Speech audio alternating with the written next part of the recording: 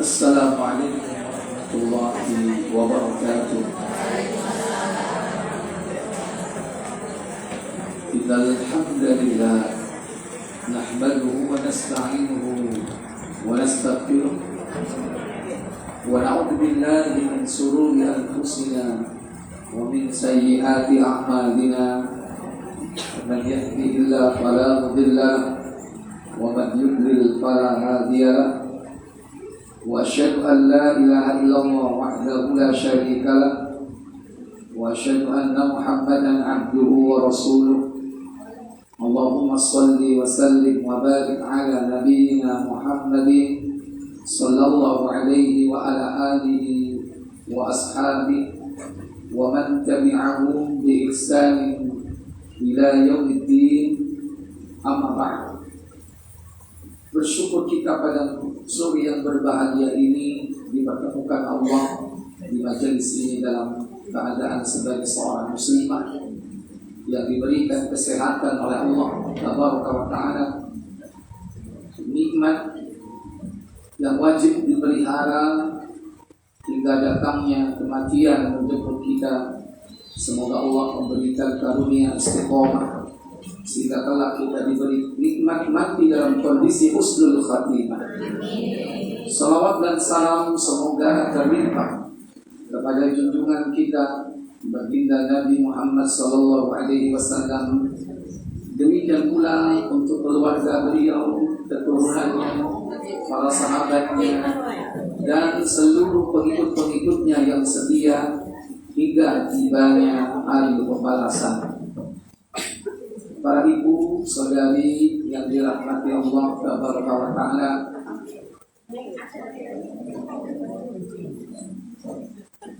setiap dari kita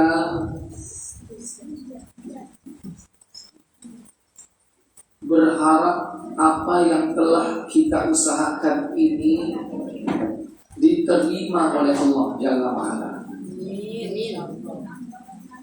sehingga kita setiap saat berdoa kepada Allah sebagaimana doa yang diucapkan oleh Nabiullah Ibrahim alaihissalatu wassalam yang berbunyi, Rabbana taqabbal minna innaka antas sami'ul alim. Wahai Rabb kami, taqabbal minna, terimalah amal kami, terimalah apa yang sudah kami kerjakan. Innaka antas sami', engkau sesungguhnya maha mendengar, al-alim, lagi maha mengetahui. Sejalan dengan doa kita setiap hari pada waktu subuh, kita minta agar amal-amal ibadah kita itu diterima oleh Allah Jalla wa'ala. Sebagaimana doa yang kita ucapkan setelah sholat subuh, Allahumma inni as'aluka ilman nafi'an wa rizqan thayyiban wa amalan mutaqabbalan. Kita minta dalam doa itu pertama ilmu yang bermanfaat, yang kedua yaitu rizki yang baik, yang halal maksudnya. Kemudian baru kita minta wa amalan mutaqabbalan, dan amal yang diterima. Maka amal itu tidak akan diterima jika dua permintaan yang kita minta sebelumnya itu tidak dikabulkan. Kenapa demikian? Karena amal itu diterima kalau dilandasi amalnya itu dengan ilmu. Berarti ibarat dia syarat untuk diterimanya amal. Syaratnya adalah ilmu. Yang kedua, rizki yang baik, rizki yang halal. Kalau masalah rizki kita ini nggak beres, amal kita pun juga tidak diterima. Sekalipun itu bukan syarat, tapi merupakan hijab penghalang yang dapat menghalangi amal-amal ibadah kita itu diterima oleh Allah Jalla wa'ala. Jadi syaratnya harus dipenuhi. Sebelum amal-amal kita diterima, maka yang pertama, mintalah kepada Allah ilmu. Terutama di situ disebutkan ilman nafi'ah, yaitu ilmu yang bermanfaat. Yang dimaksud ilmu di situ tentu bukan ilmu duniawiyah, tapi ilmu syar'i. Ilmu yang akan ditanyakan oleh Allah Tabaraka wa Ta'ala ketika manusia menghadap kepadanya saat di yaumul hisab, atau bahkan ilmu yang akan ditanya oleh Munkar Nakir di alam kuburnya. Itulah ilmu wajib, ilmu yang menjadi landasan amal kita. Maka Syekh Muhammad bin Abdul Wahab dalam kitabnya Salasatul Usul, beliau mengatakan wajib bagi kita ta'allumu arba'i masaila, mempelajari 4 perkara. Yang pertama disebutkan al-ilmu. Yang kedua wal amalu bihi, mengamalkan ilmu. Yang ketiga ad-da'watu ilaihi, mendakwahkannya, mendakwahkan ilmu. Dan yang keempat as-sabru 'alal adha fihi, bersabar terhadap segala macam gangguan yang dihadapinya, baik ketika menuntut ilmu, ketika mengamalkan ilmu, bahkan ketika mendakwahkan ilmu. Itu lebih berat ujian cobaannya. Maka ilmu yang dimaksud di situ, beliau menjelaskan al-ilmu wa huwa ma'rifatullah. Ilmu itu adalah mengenal Allah. Wa ma'rifatu nabiyhi, mengenal nabinya. Wa ma'rifatu dinil islami bil adillati, dan mengenal agama Islam dengan dalil-dalil. Itulah ilmu. Jadi tentang Allah, tentang Rasul, tentang agama. Dan inilah yang akan ditanyakan oleh Munkar Nakir. Man rabbuka wa man nabiyyu wa ma dinuk. Siapakah Rabbmu, siapakah nabimu, dan apa agamamu?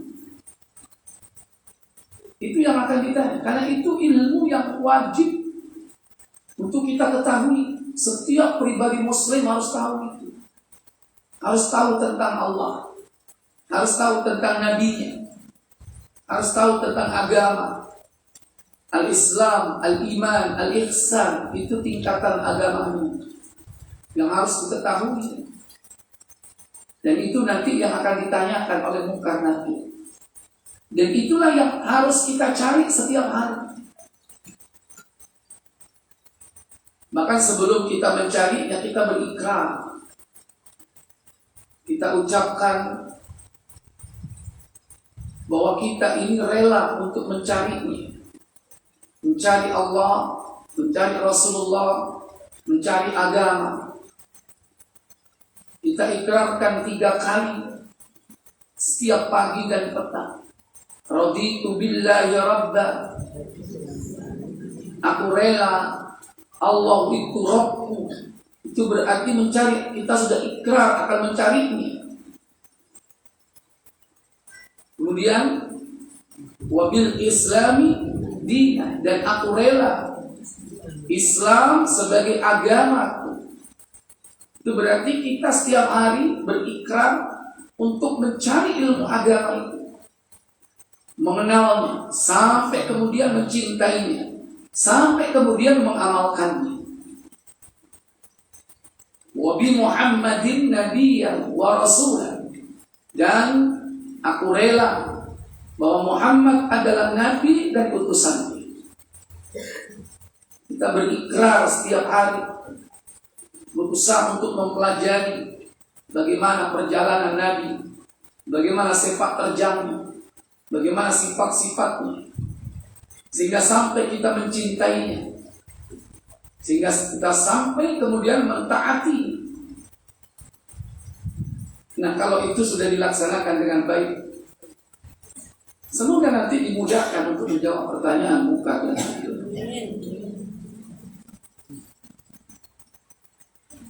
Nah, setiap hari jangan lupa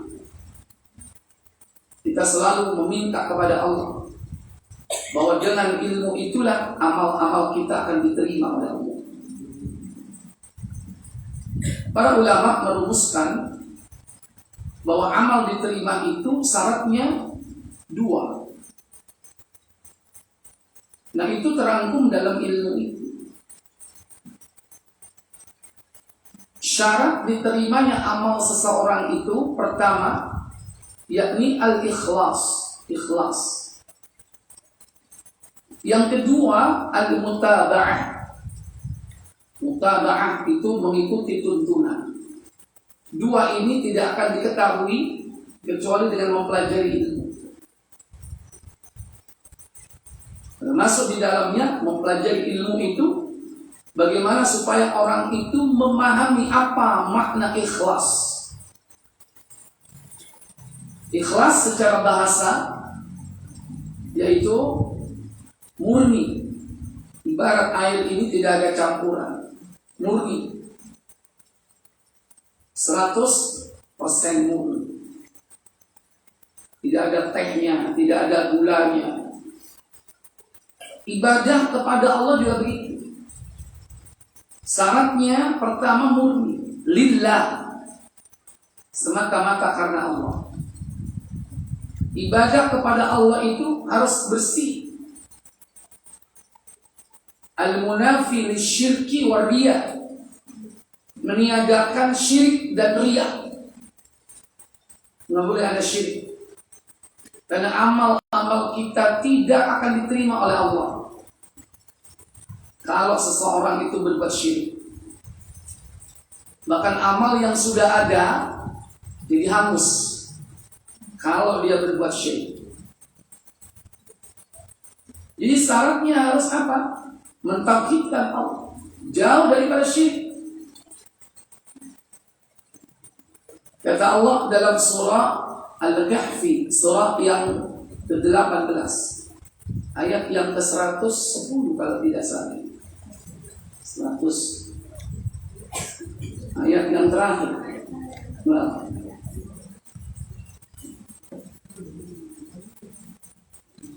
Qul innama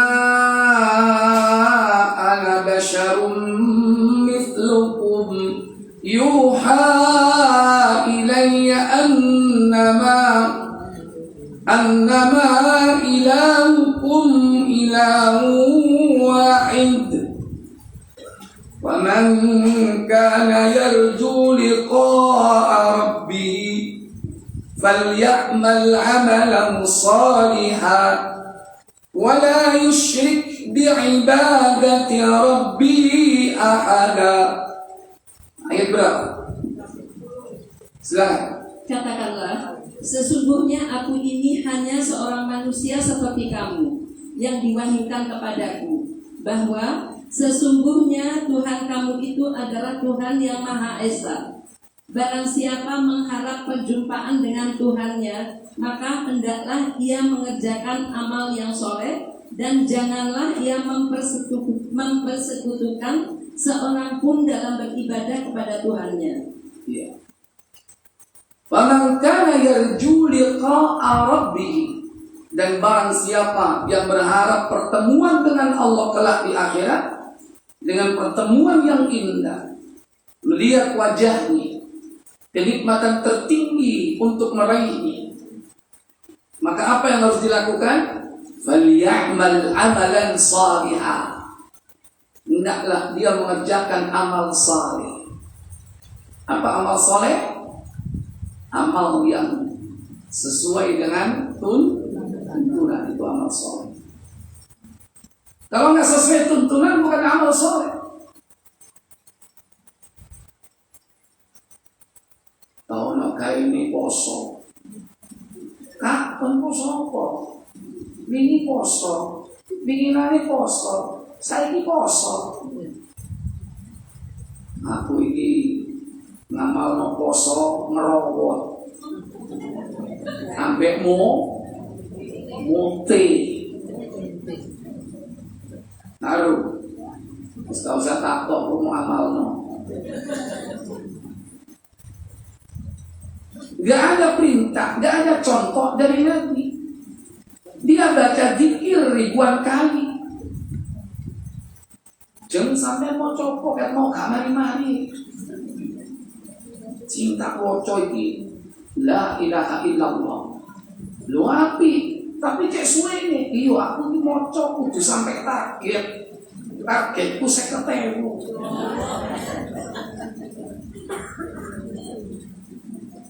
Itu termasuk amal soleh atau tidak? Bukan amal soleh kalau dia menetapkan syariat. Hitungan itu termasuk syariat. Tidak berhak menetapkan syariat kecuali Allah dan Rasul. Rasul tidak pernah memerintahkan itu, apalagi Allah. Kalau kau mau berzikir silakan sebanyak-banyaknya. Jangan kau tetapkan hitungan angka 50.000. Dari mana? Sudah kadang bacaannya tidak dituntunkan, pakai dihitungi 4.444. Mau coba ini? Mau coba? Untuk anak sing sholawat narian.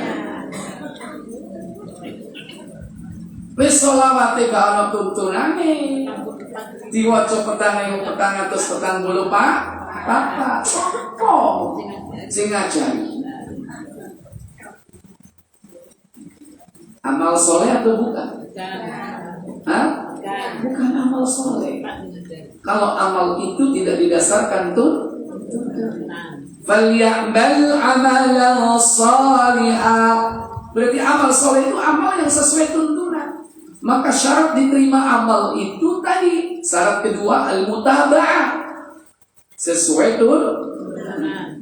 Kalau nggak ada tuntunan jangan diamalkan. Tidak ada syariatnya, tidak ada perintahnya, tidak ada contohnya. Itu bukan amal saleh. Maka amalkan ibadah kepada Allah itu sesuai dengan tuntunan yang diajarkan Allah dan Rasul-Nya.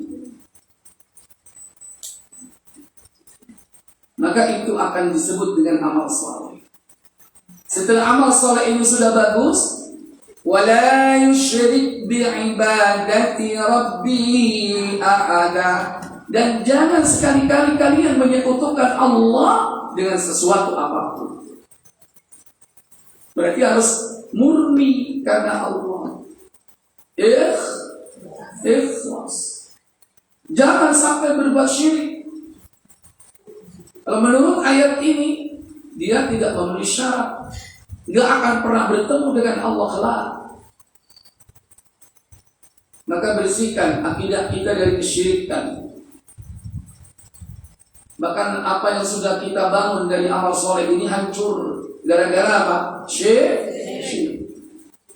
Nabi saja diancam oleh Allah, jika kau berbuat syirik, kata Allah, akan kuhapus seluruh amalmu. Dalam surah Az-Zumar 39 ayat 65, Allah berfirman, وَلَقَدْ أُوحِيَ إِلَيْكَ وَإِلَى الَّذِينَ مِنْ قَبْلِكَ لَئِنْ أَشْرَكْتَ لَيَحْبَطَنَّ عَمَلُكَ walatakunanna minal khasirin. Apa kata Allah? Silakan. Dan sesungguhnya telah diwahyukan kepadamu dan kepada nabi-nabi yang sebelummu, jika kamu mempersekutukan Allah, niscaya akan hapuslah amalmu, dan tentulah kamu termasuk orang-orang yang merugi. Walaqad uhiya ilaika, dan sungguh telah diwahyukan kepadamu Muhammad, wa ilal ladzina min qablikum, dan juga kepada orang-orang sebelummu. Apa wahyunya? La in asyrakta, jika kau berbuat syirik, la yahbaqanna amalu, niscaya akan aku hapus amalmu. Hangus pahalanya. Yang dimaksud dihapus itu pahalanya yang dihapus. Gimana kira-kira? Rugi nggak? Iwas pegel duwean haji itu duwe titik apa duwe gede? Piro? Gara-gara ngelakoni syirik, haji diterima nggak? Nggak diterima. Emang haji bentahun, umroh benulang, tapi saya ngelakoni syirik, jaluk nang kuburan, Mbak Sunan, rezeki kula untuk seret Mbak, ya nopo ini Mbak, nopo sarate Mbak, mari ngono suara, oleh no, wedus kendi. Padahal yang ngomong itu siapa? Syekh. Wala takunanna minal khasirin, kata Allah, dan kau akan termasuk orang rugi. Segudang amalmu, sehebat sedekahmu, sesungguh-sungguhnya salat yang kau lakukan setiap malam, tapi kalau masih berkubang kepada kesyirikan, maka semua itu tiada artinya. Mending amalnya biasa-biasa, tapi bersih daripada syirik. Mungkin hanya yang wajib, sholat yang wajib, sunnah enggak. Mungkin puasa Ramadan, puasa sunnah enggak. Tapi hati-hati dari syirik. Kadang-kadang orang itu kalau dalam kondisi seperti ini, hidupnya tentram, aman, sejahtera, mungkin masih bisa bertahan dengan tauhidnya. Tapi kadang diuji dengan ujian berat. Kadang-kadang disitulah dia terjatuh kepada kesyirikan. Diuji oleh Allah, dilorong, dokter angkat tangan. Lorong ini aneh. Kata dokter semua organnya bagus, gak ada penyakit. Tapi wetenge melem, metu silete, pakuwe, dome, metu kelabangi, berarti diapakno itu? Santet. Diuji oleh Allah Jalla wa'ala, kena sihir. Kadang-kadang gak tahan, gak sabar. Tolong pokok, golek no tombol. Celok wong pinter, aku gak kuat aku. Akhirnya dibawa ke gak sembuh malah mati. Sementara matinya belum bertobat dari berbuat syirik. Ketika dia datang ke dukun, dia penuhi syarat-syaratnya. Salah satu di antara syaratnya melakukan kesyirikan, menyembelih bukan bismillah atas nama Allah, tapi menyembelih atas nama danyang, baurak sok. Karena begitu syaitan menggelincirkan manusia sampai akhirnya berbuat syirik. Hanya berlindung kepada Allah, minta supaya kita diberi ketetapan iman. Jangan sampai berubah.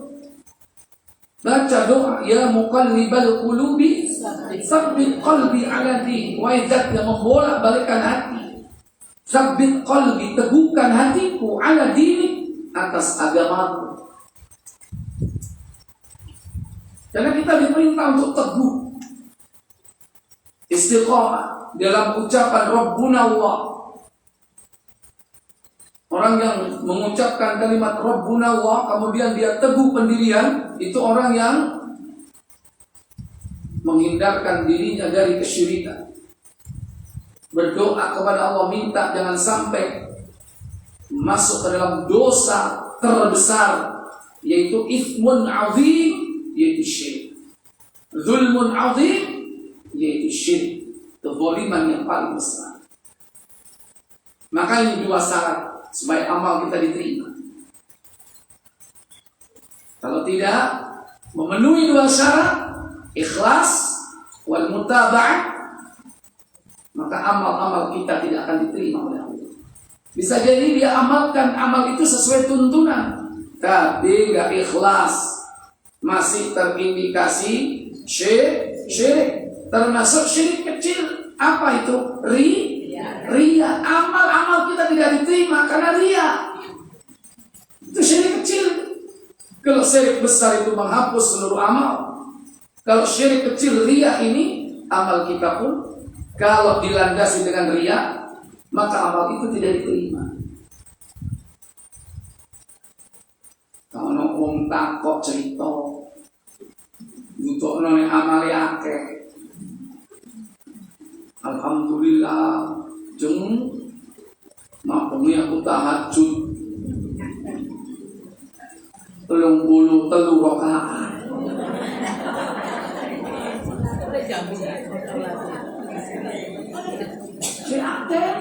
Mulai jam piro? Aku tari mulai jam 12 sampai subuh. Makanya aku kan yang saya aku ngantuk. Gara-gara apa tuh koncone motoe lihat ngantuk. Kan apa sih kok ngantuk aja? Iya, aku bang penginta habis pahala. Hati-hati. Kak, tahun ini kok gak sodako? Aku ngerapel tahun ini.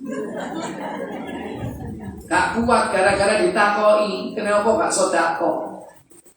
Supaya cari pembenar, orang memaklumi, artinya bilang, ini wis tak bayar 5 kali lipat.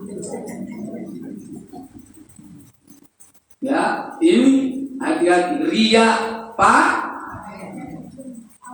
Sodako itu hapus, hilang gara-gara itu. Amalnya tidak diterima, pahalanya hilang gara-gara dia. Makanya jangan jadi manan. Apa manan? Manan, pengundak-undak, menyebut-nyebut amalnya di hadapan orang lain. Allah mengingatkan kita dalam surah Al-Baqarah, surat kedua, ayat 264. Ya ayyuhalladzina amanu la tubtilu sadaqatikum bil manni wal adha kalladzi yunfiqu malahu ria'an nas wa la yu'minu billahi wal yawmil akhir. Apa kata Allah? Hai orang-orang yang beriman, janganlah kamu menghilangkan pahala sedekahmu dengan menyebut-nyebutnya dan menyakiti perasaan si penerima. Seperti orang yang menafkahkan hartanya karena ia riak kepada manusia. Iya. Hai orang-orang yang beriman, jangan kau batalkan sedekah atau pahala sedekahmu bil manni, dengan menyebut-nyebutnya. Wal adha, dan menyakiti hati penerimanya. Contoh nyebut-nyebut tadi, iku masjid nek kalau aku kaki orang ngadeg iki.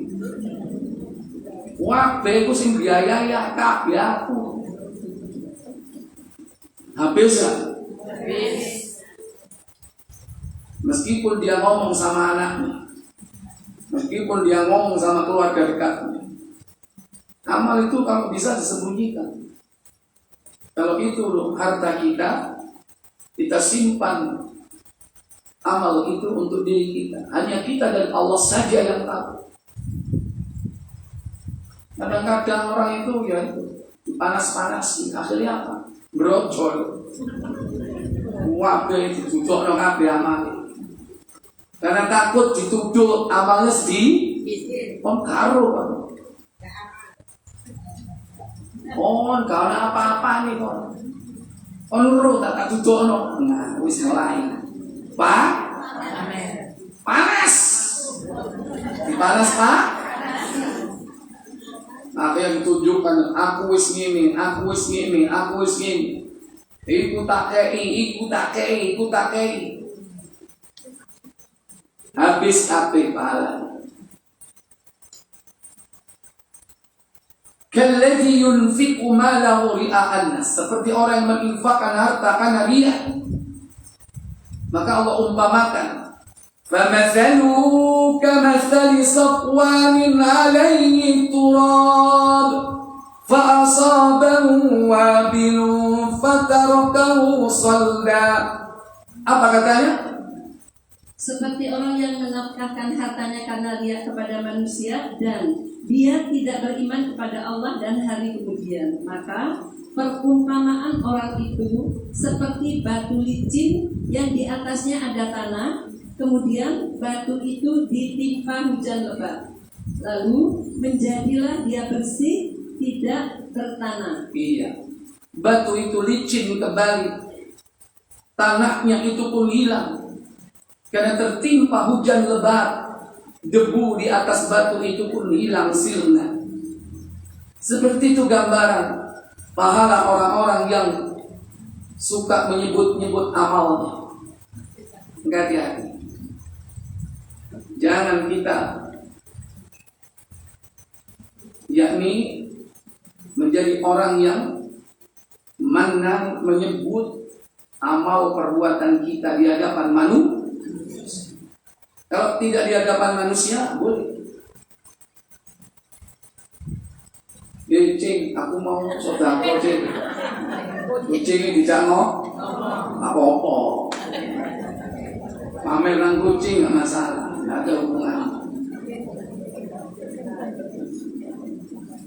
Yang masalah itu kalau ngomong sama siapa? Manusia. Sehingga timbul sikap tuju, ria. Baik, maka semua itu harus diketahui penyebab tidak diterimanya amal kita. Karena gara-gara kita tidak ikhlas, gara-gara berbuat syirik, gara-gara riya, gara-gara amalnya tidak sesuai tuntunan. Untuk memahami semua itu butuh ilmu. Maka sebelum amal itu diterima, maka ilmu yang harus diminta kepada Allah. Salah satunya ilmu tentang semua itu. Kemudian, sebelum amal-amal kita diterima, maka berhati-hatilah kepada yang dapat menghijab, menghalangi amal kita diterima oleh Allah. Ada penghalangnya. Kalau tadi kan syaratnya untuk diterima. Kalau ini penghalang. Nah, penghalang ini harus disingkirkan. Apa penghalang amal kita diterima? Yaitu masalah konsumsi makanan, minuman yang haram. Itu penghalang amal kita diterima. Demikian pula pakaian. dan apa saja yang mensupport hidup kita. Kalau itu berasal dari yang haram, itu penyebab terhijabnya amal ibadah kita, sehingga tidak diterima oleh Allah Jalla wa'ala. Sebagaimana sabda Nabi, buka Sahih Muslim nomor 971.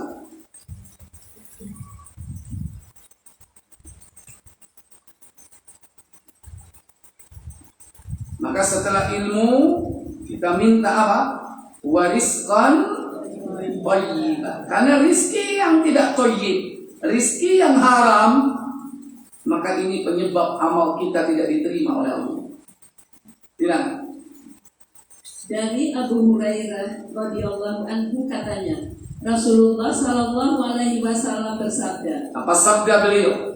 hai manusia, sesungguhnya Allah itu baik. Dia tidak menerima sesuatu melainkan yang baik pula. Ayyuhan nas, kata Nabi, hai manusia, innallaha thayyibun, sesungguhnya Allah itu baik. La yaqbalu illa thayyiban, dan Allah tidak akan menerima kecuali yang baik atau dengan cara yang baik. Maka tujuan baik, caranya harus baik. Bangun masjid, baik enggak? Caranya harus baik. Duitnya dari yang halal, jangan dari ngeram.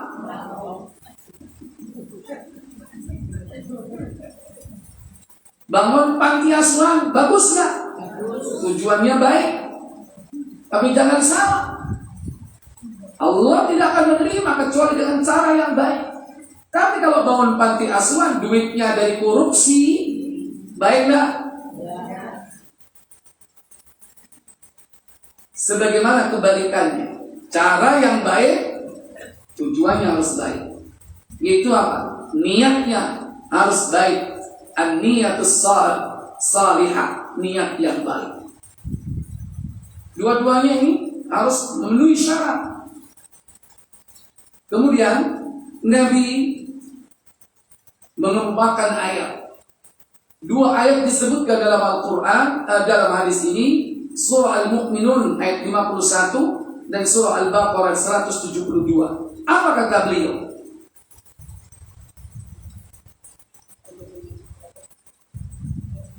Nah, lanjutannya hadis tadi.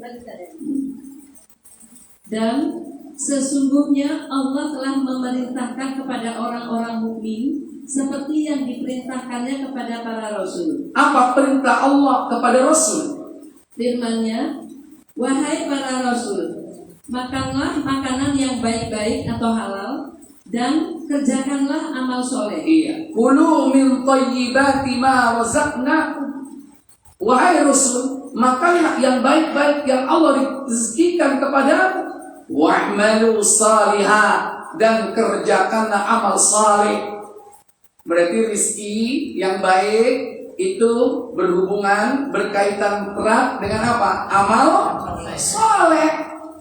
Amal saleh gak akan diterima kalau rezekinya gak baik.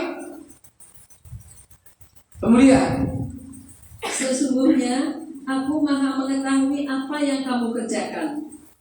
Surat Al-Mu'minun ayat 51. Wahai orang-orang yang beriman, makanlah rezeki yang baik-baik yang telah kami rezekikan kepadamu. Surat Al-Baqarah 172. sama. Ya ayyuhalladzina amanu qulu min thayyibati ma razaqnakum. Ya. Makanlah rizki yang baik yang Allah rizkikan, yang kami rizkikan kepadamu. Sama. Di akhir itu, in kuntum iyyahu ta'budun, jika kau hanya mengabdi kepada Allah, berarti berkaitan dengan ibadah juga. Lantas Nabi menceritakan seorang lelaki yang berjalan jauh, rambutnya kusut, pakaiannya pun kusut. Orang ini berdoa setiap saat. Dia panggil Allah. Dia tajamkan tangannya ke langit. Padahal semua yang dilakukan itu merupakan penyebab dikabulkannya doa. Silakan. Apa kata Rasulullah? Kemudian Nabi Shallallahu Alaihi Wasallam menceritakan seorang laki-laki yang telah lama berjalan karena jauhnya perjalanan yang ditempuhnya, sehingga rambutnya kusut, kusut masai. Iya, itu kan ya, kusut masai dan berdebu. Orang itu menadahkan tangannya ke langit seraya berdoa, wahai Tuhanku, wahai Tuhanku. Iya. Padahal tiga ini merupakan bosternya doa. Melakukan perjalanan jauh, rambutnya kusut, pakaiannya kusut. Sebagaimana Nabi mengatakan dakwatul la turad, doa yang tidak ditolak, yaitu dakwatul musafir, orang yang dalam perjalanan. Satu, dia dapat ini. Yang kedua, summa yamuddu yadayhi ila sama, dia tadahkan tangannya ke langit. Ini juga penyebab doa orang dikabulkan, karena Allah malu jika hambanya berdoa, dia angkat kedua tangannya, summa yaruddahuma sifar, lantas kedua tangannya dikembalikan dalam keadaan hampa. Allah malu, berarti Allah itu berjanji akan mengabulkan permintaannya. Yang ketiga, dia panggil salah satu di antara sifat Allah, dipanggil di situ Rabb, ya Rabb, Rabbi, Rabbana. Terkandung makna di dalam kata Rabb itu Asmaul Husna, nama-nama Allah yang baik. Rabb itu maksudnya Al-Khaliq, yang maha mencipta, Ar-Razik, yang maha memberi rizki, Al-Muhyi, yang maha menghidupkan, Al-Mumit, yang maha mematikan, Al-Mudabbir, yang maha mengatur urusan. Itu makna Rabb. Berarti dia panggil nama-nama Allah dalam doanya. Bukankah Allah perintahkan itu? Walillahil asmaul husna fad'uhu biha. Allah memiliki nama-nama yang baik, maka berdoalah dengan nama-nama itu, dengan menyebutnya. Dari tiga boster dikabulkannya doa ini, semuanya gatok. Apa gatok? Gagal total. Gara-gara apa? Lanjut. Padahal makanannya dari barang yang haram. Wa mat'amuhu haramun, makanannya dari yang haram. Dua, minumannya dari yang haram. Wa mashrabuhu haram, minumannya dari yang haram. Tiga, pakaiannya dari yang haram. Wa malbasuhu haram, pakaiannya dari yang haram. Dia beli pakaian dari hasil yang haram. Bukan pakaiannya haram dari kulit babi, bukan. Maksudnya, yaitu dibeli pakaian itu dari harta-harta yang haram. Yang keempat, dan dia diasuh dengan makanan yang haram. Wa ghudhiya bil haram, diasuh dia, dibesarkan oleh orang tuanya sejak kecil sampai dewasa dari harta yang haram. Apa kata Rasulullah? Maka bagaimanakah Allah akan memperkenankan doanya? Fa anna yustajabu lah. Bagaimana mungkin Allah memperkenankan doanya? Salat itu doanya. Mulai takbir sampai salam, isinya apa? Bagaimana kalau doanya tidak diterima? Berarti sholatnya tidak karena sholat itu doa. Demikian pula amal-amal ibadah yang lain. Kalau sudah sholat tidak diterima, bagaimana amal ibadah yang lain? Sementara sholat ini merupakan tolak ukur amal ibadah yang lain. Insoluha, jika amal sholatnya ini baik, soluha sa'iru amali, maka amal yang lain pun dianggap baik. Kalau sudah rusak amalnya yang pertama dan utama, yaitu sholat yang wajib, bagaimana dengan amalnya yang baik? Maka berhati-hati dalam hidup ini. Jangan bermain-main dengan konsumsi. Ojo sing penting zen. Ini zen rakhis wa kathir. Iya. Nek golek panganan sing enak, murah, akeh. Padahal dicampur barang itu haram secara zat. Kadang-kadang semuanya halal, semua bahannya halal, tapi dia beli dari harta yang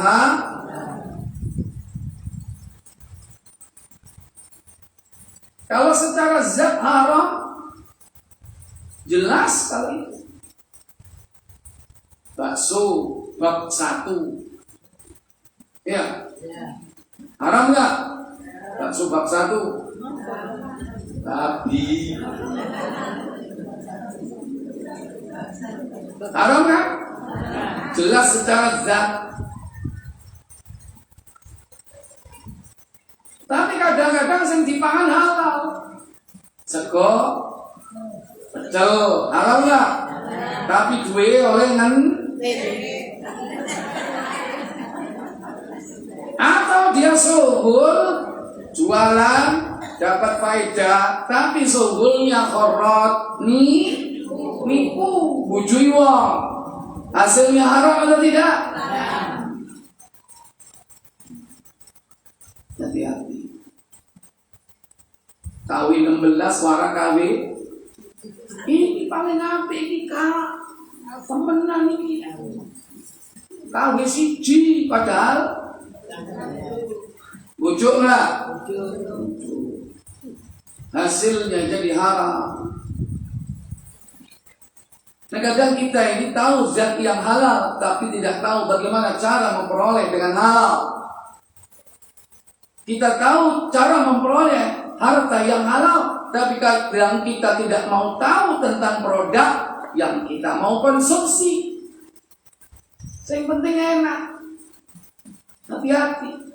Apalagi zaman sekarang, banyak bahan-bahan makanan yang ternyata belum tentu halal, karena terindikasi itu merupakan turunan dari produk-produk yang diharamkan. Apakah itu turunan dari babi atau yang lainnya yang diharamkan? Maka sebelum amal kita diterima, minta kepada Allah wa amalan mutaqabbala, maka perhatikan makanan kita, perhatikan amal kita harus didasarkan atas ilmu, dan makanan kita harus dibersihkan dari yang subhan, apalagi yang haram, sehingga kita betul-betul yakin makanan yang kita konsumsi itu 100% halal, sehingga amal kita diterima oleh Allah Taala. Maka saya pesan kepada ibu-ibu yang hadir di sini, yang hobi kulineran, hati-hati. Jangan sampai kita hanya karena nuruti apa? Nuruti goyang lidahnya, ya, lambe ilat, sing dituruti, tapi kemudian tidak memperhatikan halal dan haram makanan dan minumannya. Hati-hati. Dan saya berpesan kepada ibu-ibu yang produksi makanan, apakah itu kue, apakah itu pastry, apakah itu apapun, makanan-makanan snack ringan, perhatikan bahan-bahannya, pilih yang sudah jelas kehalalannya. Untuk yang penting ini faedah tinggi. Nek dikai sing halal faedah iki, nek dikai iki faedah akeh. Wis menengo, cok ateh ngomong.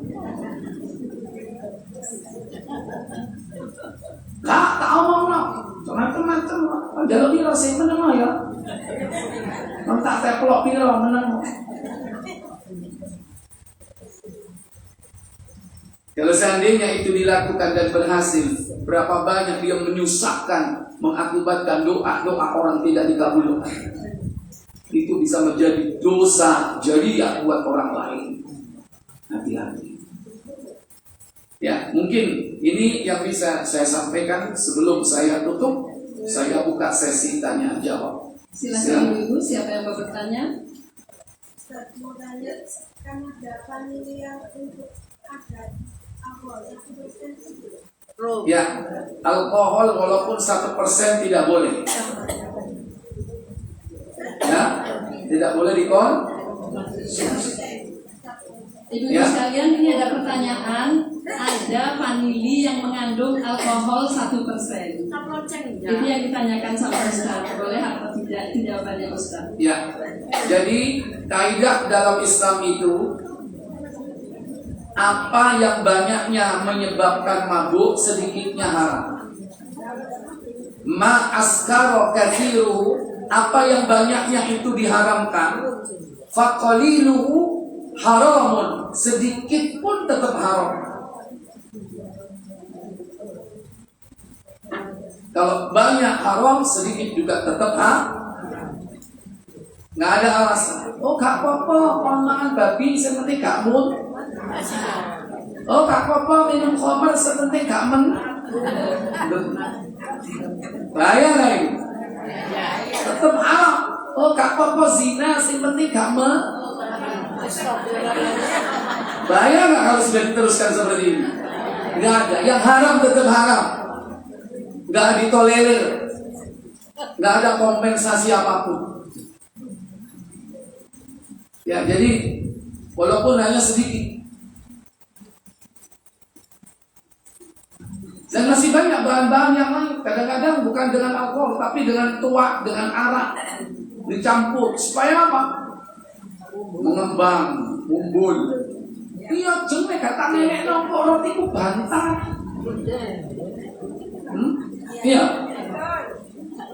Alhamdulillah. Silakan Ibu, masih ada waktu. Ya, silakan. Kalau dikasih apa makanan sama saudara atau tetangga dalam rangka dan doa Iya. Jadi kalau kita menerima makanan-makanan yang berasal dari ritual kesyirikan, maka tidak boleh diterima. Nanti dulu. Ritual syirik. Ada ritual syirik, ada ritual bid'ah.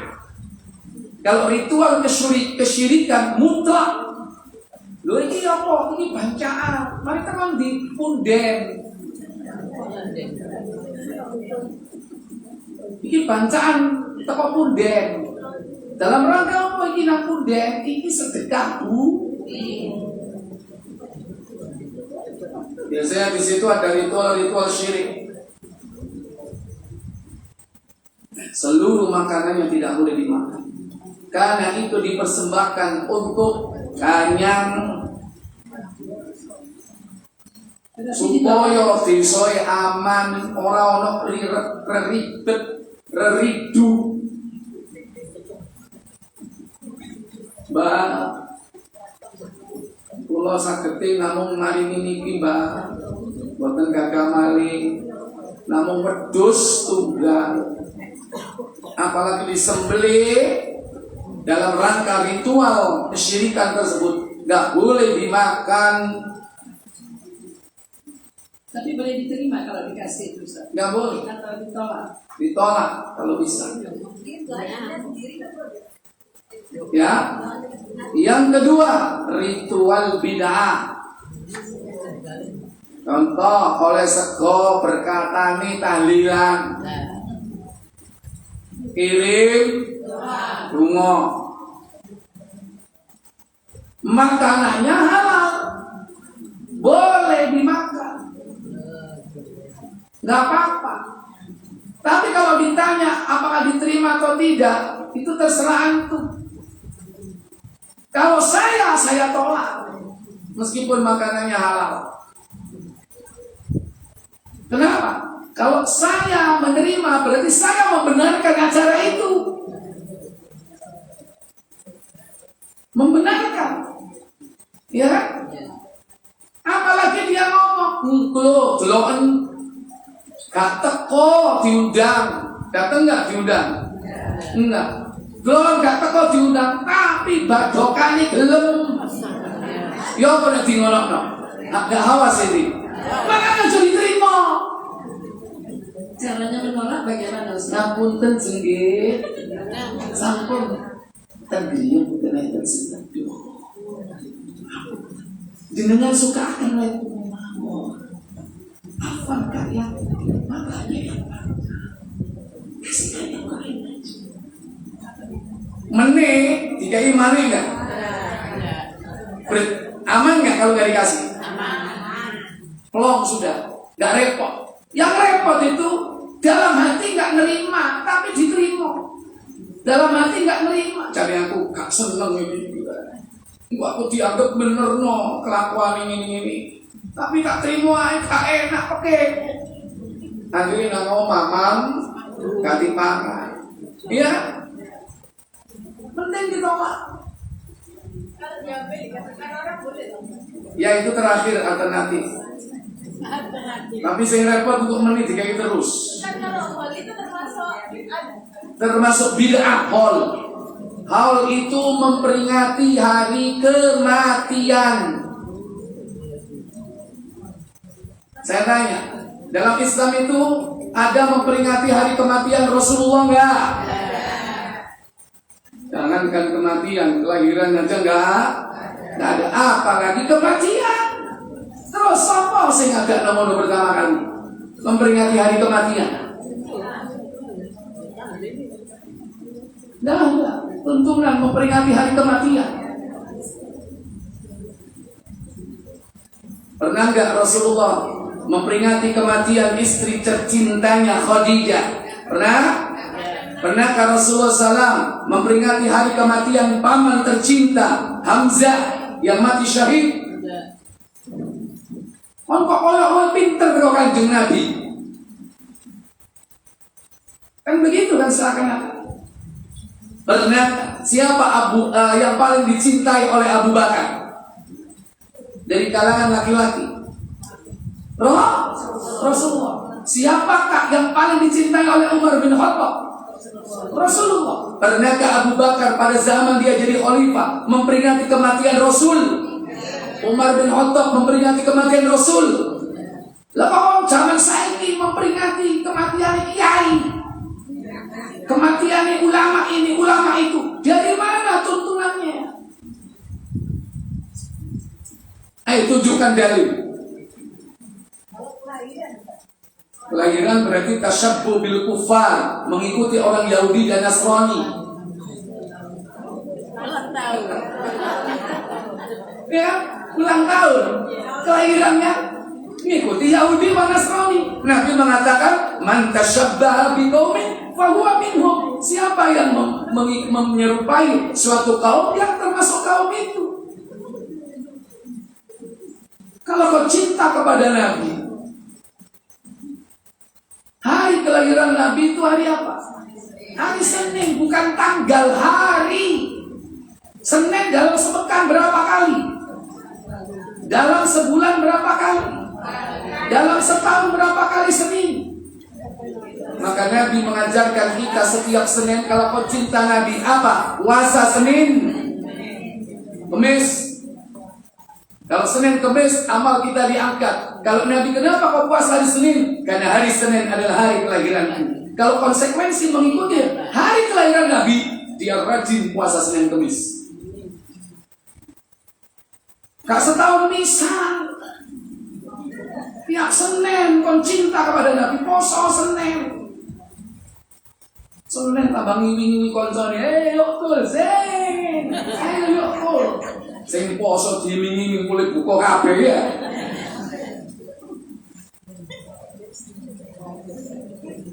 Jadi banyak orang yang gak salah kaprah mewujudkan cinta kepada Nabi. Jadi itu ya.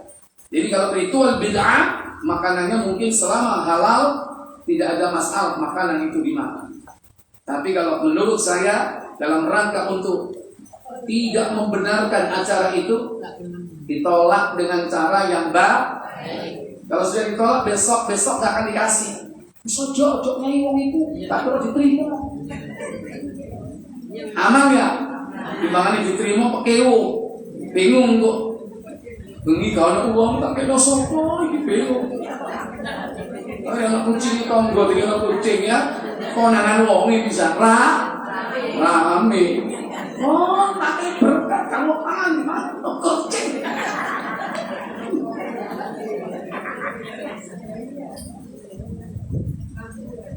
Baik, yang lain. Cukup ya ibu-ibu ya. Baik, kita tutup dengan kafarah majelis. Subhanakallahumma wa bihamdika asyhadu an la ilaha illa anta astaghfiruka wa atubu ilaik. Assalamualaikum warahmatullahi wabarakatuh.